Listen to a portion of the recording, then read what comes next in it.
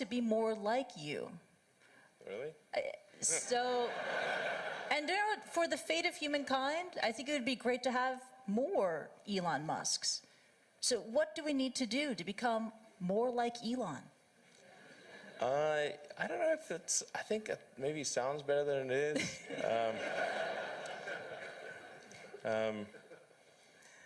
Yeah, I mean, honestly, like, there's a friend of mine who's got a great saying about creating a company, which is trying to build a company and have it succeed is like eating glass and staring into the abyss. So, I mean, what tends to happen is it's sort of quite exciting for the first several months of starting a company, and then reality sets in. Things don't go as well as planned. Customers aren't signing up. The technology or the product isn't working as well as you thought. And then that can sometimes be compounded by a recession, and it can be very, very painful for several years. So I think, frankly, starting a company, I would advise people to have a high pain tolerance. And thanks for reminding us of the harsh, very harsh and brutal reality of launching a startup.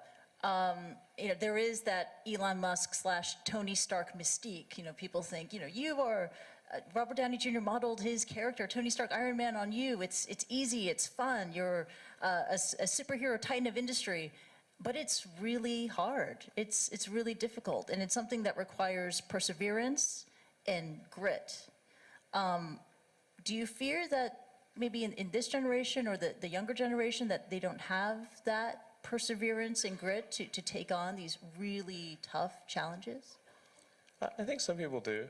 But no, I think it is definitely true that, I mean, maybe there are occasionally companies that get created where there's not an extended period of extreme pain, but I'm not aware of very many of such instances.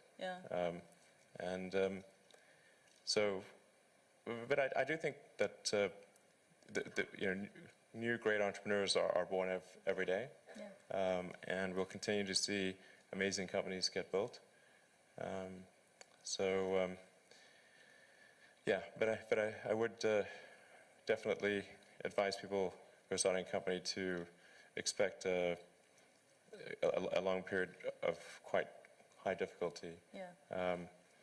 But I mean, as long as people stay super focused on creating the absolute best product or service that really delights their end customer, if they stay focused on that, then if you get it such that your customers want you to succeed, then you probably will. All right. You have to focus on the customer and delivering for them.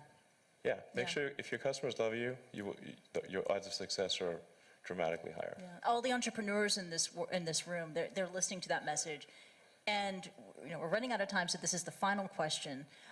This is for the budding entrepreneurs in the room who could take an Elon Musk idea and run with it. I mean, quite famously, Hyperloop was the idea that you had to give away because you just don't have enough time to deal with it. What are the other ideas that you have that you would love to see another entrepreneur just take on and go? Well, I think there's a lot of opportunity in general in electrification of transport. So electric aircraft, I think there's a lot of opportunity there. I think in genetics, although that's sort of a thorny area, but I think that's, in terms of solving some of the more intransigent diseases, genetics are really key to solving those. Something that I think people maybe only beginning to look at is establishing some kind of brain-computer interface. A brain-computer interface. At the neuron level. So this is sort of intelligence augmentation as opposed to artificial intelligence. Right. And I think that has a lot of potential. You mentioned to me yesterday. I really had kind of no idea what you were talking about, and then I looked up Ian Banks. Neural lace. Neural lace. That's right. Exactly. And so it's this concept of wiring the brain. So it's either there could be a brain internet, and it could also mean that we can upload our thoughts to the cloud. You would never forget anything. And you wouldn't need to take photographs. Yeah. I know, it's incredible. I mean, you would never forget anything. You would expand your ability to process information, to remember information, right? But then when the denial of service attack happens, you gotta watch out for hacking. That could really be awkward. watch out for that. But also, and then I read it can also be used to fight degenerative diseases like Parkinson's too. Yeah, absolutely. Yeah, yeah.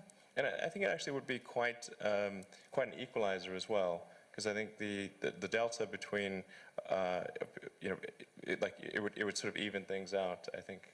You mean in humankind? That Yeah, people yeah. there would be no education disadvantage. Everyone would Yeah. be starting at the same level. Yeah. So there would be no meritocracy. No, there would be new meritocracy. There would be, but it would be, the differences would be smaller. The delta would be smaller, probably. Wow, and you really welcome that kind of world. All right, welcome. You asked for predictions. Okay, sorry. But predictions are not the same as That's right. preferences. So, I mean, do I think something like that is likely to occur? I think probably. Wow. Yeah. Wow, it's incredible.